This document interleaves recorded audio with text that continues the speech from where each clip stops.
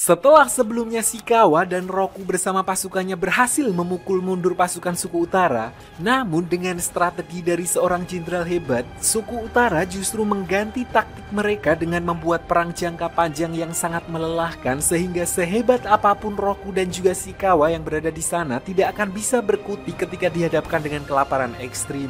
Alhasil, Dilin pun terpaksa menyarankan agar kerajaan Sichuan mengajukan gencatan senjata dengan mengembalikan Putri Katan dan memberikan sebuah kota di perbatasan sebagai bentuk kompensasi. 就在灰水河岸交集。出城！ Baru saja selesai dengan masalah tersebut, muncul masalah lain ketika Shikawa secara diam-diam menyusup ke kamp suku utara untuk menghabisi seorang pengkhianat kerajaan Sichuan sekaligus orang yang telah menghabisi gurunya. Namun alih-alih mendapat gelar atau setidaknya ucapan terima kasih, Raja Ginseng justru menetapkan Shikawa sebagai pengkhianat di mana hal itu juga merupakan taktik dari pemimpin suku utara. Meskipun begitu, Bai Chuan, tangan kanan Shikawa, tidak langsung mempercayai hal itu dan akan menyelidiki kasus tersebut terlebih dahulu. 我也愿意这样想，不可能背叛子川。 Meskipun begitu, tetap saja beberapa dari mereka ada yang khawatir dengan masa depan mereka sendiri karena seperti diketahui, Raja Ginseng telah menetapkan Shikawa dan semua pengikutnya sebagai pengkhianat. Oleh karena itu, sebagian pasukan pun memutuskan untuk kembali ke ibu kota sementara Bai Chuan dan yang lainnya berniat mencari keberadaan Shikawa untuk mencari tahu apa yang sebenarnya terjadi.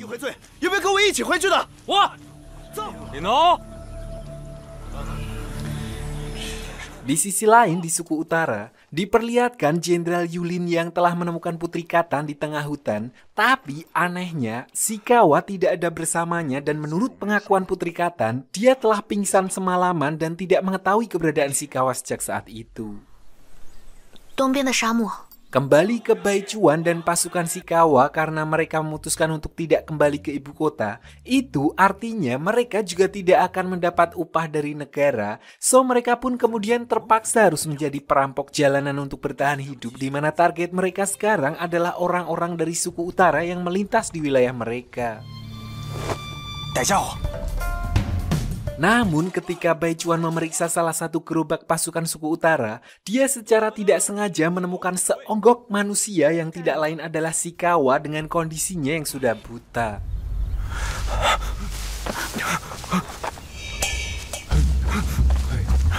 Entah apa alasan dia bisa mengalami kebutaan, Shikawa hanya memberitahu alasannya pergi ke suku utara bukanlah untuk mengkhianati kerajaan Sichuan, melainkan membalaskan dendam gurunya yaitu menghabisi Lei Hong, di mana dia dengan pedenya berharap mendapat penghargaan dari negara atas keberaniannya tersebut.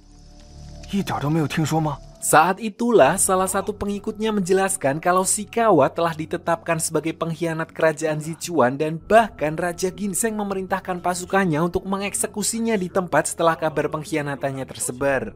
Namun meskipun begitu, para pengikutnya masih setia dan tetap menemaninya.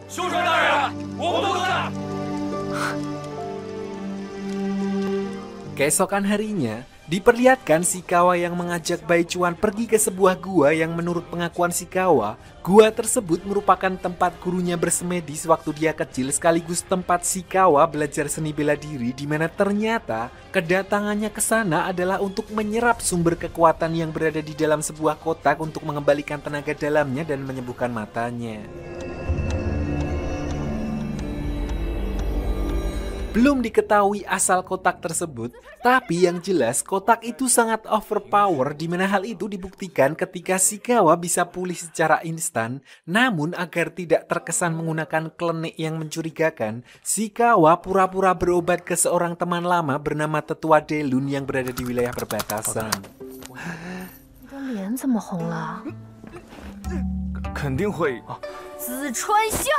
Singkat cerita, setelah matanya benar-benar sembuh, Shikawa sebagai seseorang yang ditunjuk untuk memimpin sebuah pasukan kemudian melatih semua pengikutnya bagaimana caranya menghadapi musuh karena seperti yang diketahui, pasukan sambat milik Shikawa ini bukan dari golongan militer melainkan dari berbagai profesi mulai dari karyawan PT, sales hingga tukang kunci sehingga mereka sama sekali tidak memiliki basic militer.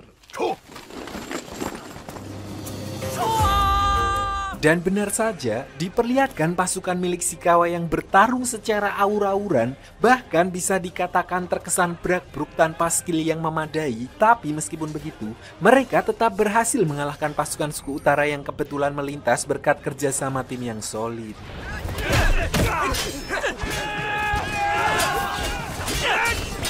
Tanpa mereka semua sadari, ternyata Shikawa secara diam-diam menyewa beberapa orang dari desa milik tetua Delun untuk menyamar menjadi pasukan suku utara dan melawan pasukan sambat milik Shikawa, di mana hal itu bertujuan untuk menumbuhkan rasa percaya diri mereka, dan alhamdulillah berkat kemenangannya barusan membuat pasukan sambat kembali percaya diri dan siap melawan pasukan suku utara beneran.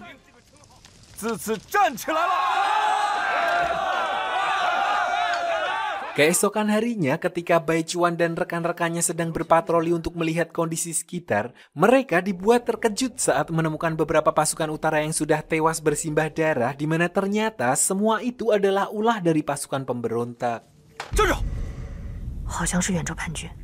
Diketahui, mereka adalah sisa-sisa pasukan kerajaan Sichuan di bawah kepemimpinan Lei Hong dulu yang menolak mengikuti perintahnya untuk bergabung dengan suku utara, di mana saat ini mereka terpaksa bertahan hidup dengan menjadi pemberontak. Saat itu juga, mereka langsung menaruh hormat kepada Bai Chuan setelah mengetahui kalau dia adalah bagian dari pasukan sambat yang dipimpin oleh Shikawa, di mana mereka sangat respect kepada Shikawa karena telah menghabisi Lei Hong. Sadar kalau pasukan pemberontak itu sebenarnya adalah pasukan yang setia kepada kerajaan Sichuan, Bai Chuan pun akhirnya membawa mereka untuk menemui Shikawa. Singkat cerita, setelah bertemu dengan Shikawa, dia lalu menjelaskan yang intinya kalau pemimpin suku utara sempat mengadakan sayembara bagi siapapun yang bisa membunuh paling banyak di kota Yuanzhou, maka orang itu akan mendapatkan kenaikan jabatan. Di mana Jenderal Ludi yang mengetahui hal itu pun langsung bertindak dengan membantai puluhan ribu warga sipil tidak bersalah. Tetua Delun yang tidak bisa menahan emosinya kemudian mengumpulkan semua masyarakat dari berbagai kalangan untuk menyatukan kekuatan dan melawan suku utara di kota Yuanzhou. Meskipun awalnya mereka sempat berselisih mengingat latar belakang mereka yang berbeda, namun berkat kejeniusan seorang Shikawa yang merupakan mantan juru bicara partai pun berhasil meyakinkan mereka dan sepakat untuk bekerja sama dalam melawan pasukan suku utara.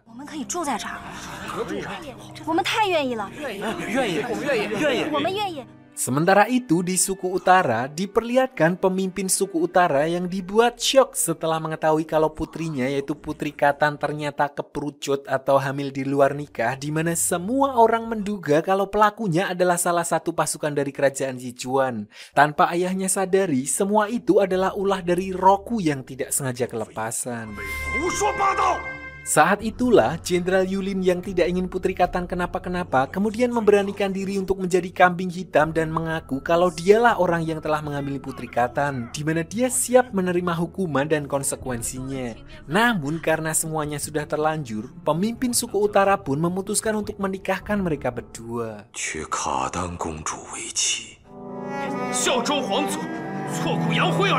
Singkat cerita, setelah klarifikasi tersebut, Jenderal Yulin lalu meminta maaf karena telah mengaku menjadi bapak dari anaknya, di mana dia hanya tidak ingin Putri Katan mendapat hukuman dari ayahnya atas apa yang telah terjadi kepadanya. Di sini Putri Katan tidak mempermasalahkan hal itu dan justru berterima kasih karena telah membantunya. Namun satu hal yang pasti, sampai kapanpun Putri Katan tidak akan berhubungan suami istri dengan Jenderal Yulin karena anak tersebut adalah hasil dari hubungannya dengan Roku. Sementara itu di sisi lain, diperlihatkan pangeran pertama suku utara yang dimarahi habis-habisan oleh pemimpin suku utara setelah semua kejahatannya terbongkar. Dia tahu selama ini pangeran pertama berniat menghabisi Putri Katan sampai akhirnya dia kabur dan berlindung di kerajaan Sichuan. Pemimpin suku utara juga mengancam kalau dia tidak akan segan-segan menghabisinya jika pangeran pertama mengulangi kesalahan yang sama. Kembali ke wilayah Yuanzhou di mana diperlihatkan Shikawa dan pasukan sambatnya yang sedang bergotong royong dengan warga desa untuk membangun rumah yang nantinya akan mereka gunakan sebagai markas, di mana tidak berselang lama salah satu pasukan melaporkan bahwa beberapa pasukan mereka telah ketahuan dan ditangkap oleh pasukan suku utara. Bersama Bai Chuan dan beberapa pasukan lainnya, Shikawa pun bergegas mendatangi base camp suku utara dan mencoba bernegosiasi. Namun pihak suku utara justru berniat mengepung mereka sekaligus. Untungnya para warga desa yang telah melihat sifat patriotisme Shikawa muncul untuk menyelamatkannya, di mana mereka justru berhasil menyandra seorang komandan dari suku utara dan menyuruh Shikawa bersama yang lainnya pergi dari tempat tersebut. 把刀放下。 修道人，你先走。 Awalnya Shikawa sempat menolak pergi karena dia tahu para warga desa berniat melakukan on goal dengan meledakkan tong berisi bubuk mesiu untuk menghabisi pasukan suku utara di sana. Namun karena keadaan semakin mendesak, ditambah lagi Shikawa yang tiba-tiba mengalami muntah darah akibat luka dalam, Bai Chuan pun memutuskan untuk membawa Shikawa pergi dari tempat tersebut. 只要你们活着，我们就有希望。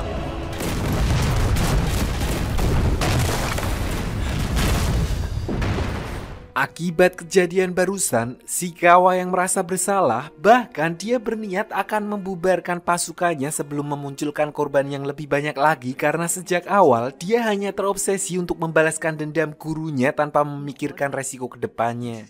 Namun siapa sangka, hal itu tetap tidak membuat pasukannya gentar dan justru akan tetap menemani Shikawa sampai mereka benar-benar merdeka. Keesokan harinya, diperlihatkan Shikawa yang menuju ke sebuah kuil suci di wilayah Yuanzhou untuk menemui seseorang yang bernama Tetua Budan yang ternyata masih terlihat sangat muda. Meskipun begitu, konon beliau sudah berumur ratusan tahun dan dulunya merupakan komandan perang yang pernah berjasa besar, di mana kedatangan Shikawa ke sana adalah untuk meminta bantuan Tetua Budan untuk membangkitkan keberanian para penduduk Yuanzhou. Intinya, di sini Shikawa berniat untuk membangkitkan semangat para penduduk Yuanzhou untuk melawan, di mana wilayah itu seperti buangan diberikan begitu saja sebagai kompensasi kekalahan dan sekarang penduduknya justru dijajah oleh suku utara. Di sisi lain, Tetua Budan pun akhirnya menceritakan kalau 200 tahun yang lalu, wilayah Yuanzhou merupakan negara yang berdiri sendiri dan diapit oleh dua negara besar yaitu suku utara dan kerajaan Sichuan, sampai akhirnya seorang jenderal dari kerajaan Sichuan pernah berjanji akan membangun kota Yuanzhou, tapi nyatanya semua itu hanyalah omong kosong dan justru mereka malah ditindas dan dieksploitasi oleh kerajaan Sichuan sehingga beliau tidak bisa semudah itu kembali percaya karena entah itu suku utara ataupun kerajaan Sichuan, nasib mereka hanya akan sama saja. 谢谢你今天的好意，请回吧。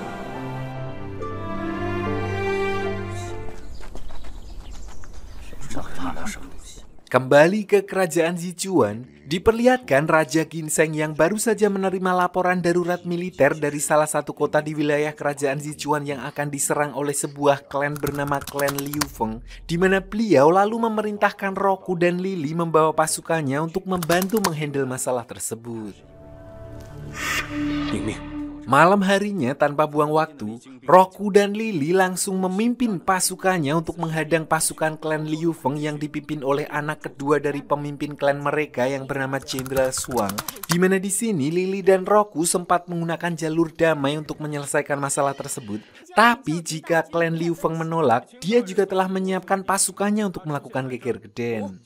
当然是为了擒你了，那我便陪你一战。 Namun belum sempat terjadi adu mekanik, tiba-tiba dari atas bukit diperlihatkan adik ketiga dari Jenderal Shuang yang telah disandra oleh orang suruhan kakak pertamanya sendiri yang berniat merebut posisi ayahnya sebagai pemimpin klan Liu Feng, di mana kakaknya mengutus seseorang untuk menghabisi Jenderal Shuang dan memfitnahnya telah berkomplot dengan kerajaan Sichuan. Sadar kalau klan Liu Feng sedang terjadi konflik internal, Roku pun memutuskan untuk menarik mundur pasukannya. 一个不留！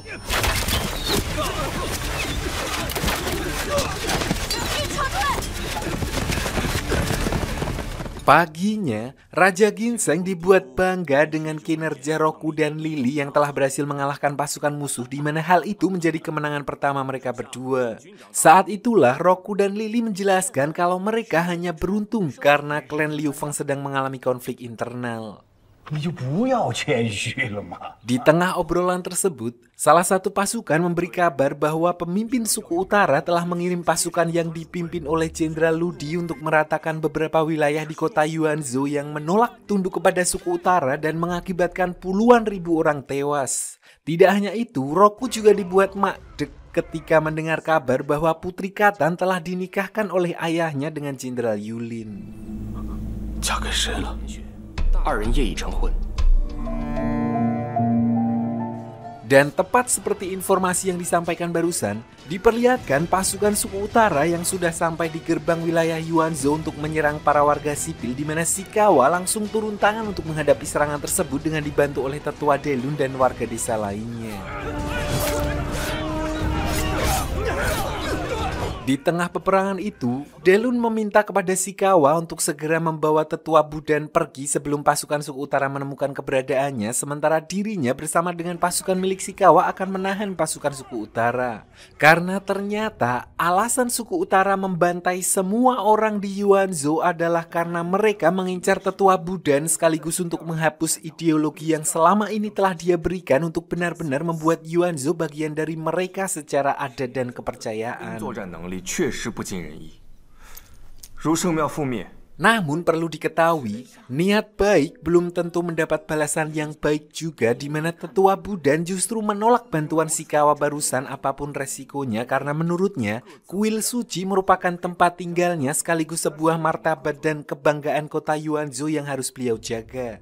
Mendengar hal itu, Shikawa pun mengajak tetua Budan untuk sekalian all out melawan suku utara dan meminta beliau untuk menyatukan kekuatan seluruh elemen masyarakat di kota Yuanzhou demi mempertahankan tanah air mereka.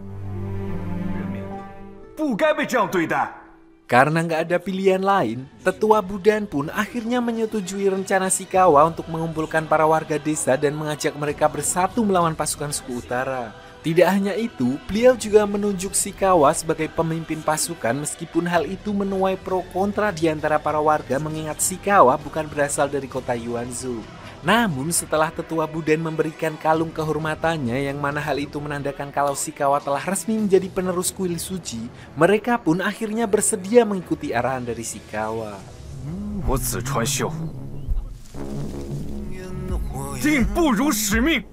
Kembali ke klan Liu Feng, diperlihatkan kakak pertama dari Jenderal Shuang yang kita panggil saja Mahmud, di mana dia benar-benar mengkudeta posisi ayahnya sebagai pemimpin klan Liu Feng.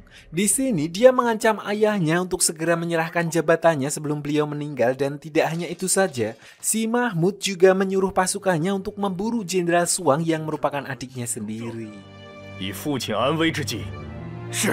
Bukan tanpa alasan, tapi dia tahu betul kalau ayahnya sedari awal berniat mewariskan jabatannya kepada adiknya sehingga sebagai anak pertama, satu-satunya cara untuk mendapatkan posisi itu adalah dengan cara menyingkirkan Jenderal Shuang. Di sisi lain, meskipun Jenderal Shuang sempat terluka karena terkena pedang, alhamdulillah dia masih bisa melarikan diri berkat bantuan dari salah satu pasukan setianya.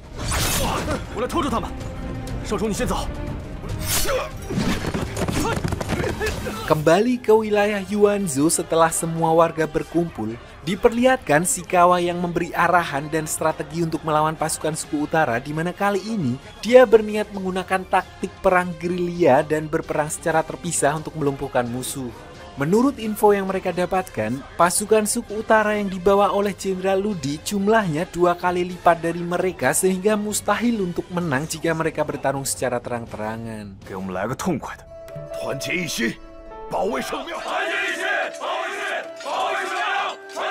Keesokan paginya, diperlihatkan Jenderal Ludi dan seluruh pasukannya yang sudah sampai dan siap untuk menyerang pusat kota Yuanzhou di mana Shikawa dan pasukannya berada. Saat itulah para penduduk kemudian menjalankan rencana Shikawa dan mengeluarkan kata-kata provokasi untuk memancing pasukan suku utara termasuk Jenderal Ludi masuk ke dalam desa. Tanpa mereka sadari, Shikawa dan yang lainnya telah memasang jebakan untuk melumpuhkan mereka.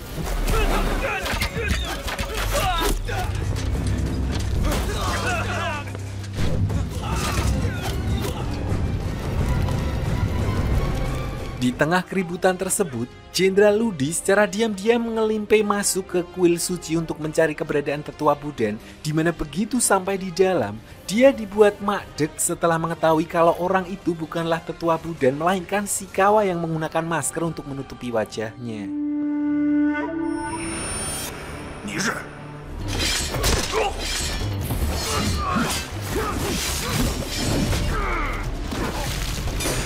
Meskipun begitu, di sini Shikawa sempat dibuat keteteran melawan Jenderal Ludi karena dari segi postur badan dia kalah jauh. Saat itulah muncul seorang bocil kematian yang langsung menusukkan pisau buah tepat ke tubuhnya, di mana hal itu kemudian dimanfaatkan oleh Shikawa untuk melakukan serangan balik dan berhasil melumpuhkannya. Tapi sampai di sini pun, Jenderal Ludi masih belum mengetahui kalau orang yang di hadapannya itu adalah Shikawa, di mana Shikawa juga hanya mengambil sehelai bulu agar nanti bila mereka bertemu di medan perang, Jenderal Ludi akan mengetahui siapa dirinya. Setelah Jenderal Ludi pergi, diperlihatkan semua masyarakat di kota Yuanzhou yang sedang berkumpul merayakan kemenangan mereka setelah berhasil memukul mundur pasukan suku utara. Tidak cukup sampai di situ, mereka juga menganggap Shikawa adalah seorang pahlawan yang telah membangkitkan kota Yuanzhou.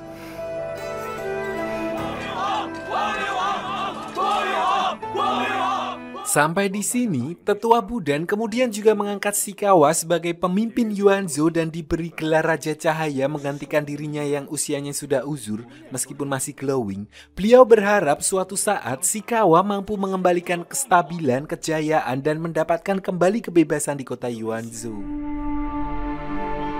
Setelah Shikawa resmi menjabat sebagai Raja Cahaya atau pemimpin kota Yuanzhou, Tetua Budan lalu memberikan sebuah kotak yang berisi warisan kuil suci peninggalan Raja Cahaya generasi sebelumnya kepada Shikawa, di mana hal itu tentu saja membuatnya happy karena dia mengira isinya adalah harta karun atau paling tidak masmar. Namun harapannya itu sirna setelah mengetahui kalau kotak tersebut hanya berisi sebuah topeng dan jubah bekas. Sementara itu di sisi lain, hal menyedihkan justru dialami oleh Dilin ketika mendapat berita bahwa anak yang dikandung istrinya telah mengalami keguguran. Meskipun semua tabib istana sudah melakukan segala cara untuk menyelamatkannya, sayangnya anak di dalam kandungan tetap saja gagal mereka selamatkan. Kembali ke Shikawa malam harinya, Tetua Budan lalu menyuruh Shikawa berendam di kolam pemancingan untuk menyembuhkan luka dalamnya, di mana begitu nyemplung ke kolam tersebut, dia tiba-tiba melihat Roku dan Dilin yang sedang bertarung. Tidak hanya itu, Dilin juga menyerangnya dan sampai di sini belum diketahui alasannya. Ternyata semua itu adalah penglihatan Shikawa di masa depan, di mana Tetua Budan menjelaskan kalau dia masih membutuhkan waktu untuk menyempurnakan kemampuan tersebut. Tidak hanya itu, Tetua Budan juga memberitahu yang intinya kalau beliau telah memanggil seluruh pasukan elit kota Yuanzhou yang selama ini terpecah belah dan meminta Shikawa memimpin mereka untuk membantu para penduduk desa keluar dari perbudakan yang selama ini dilakukan oleh suku utara.